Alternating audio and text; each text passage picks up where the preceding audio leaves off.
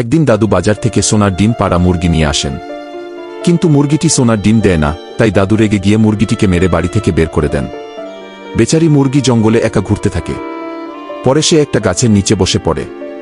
তখন জঙ্গলে থাকা একটি কালো মোরগ দুঃখী মুরগিটিকে দেখে তার কাছে আসে এবং মুরগিটি তাকে সব কথা খুলে বলে।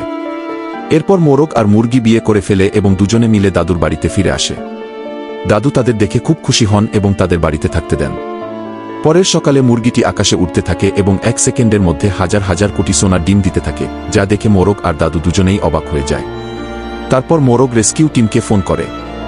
রেস্কিউ টিম হেলিকপ্টার নিয়ে আসে এবং মুরগিটিকে নিয়ে যায়। ডাক্তাররা মুরগির চিকিৎসা শুরু করে।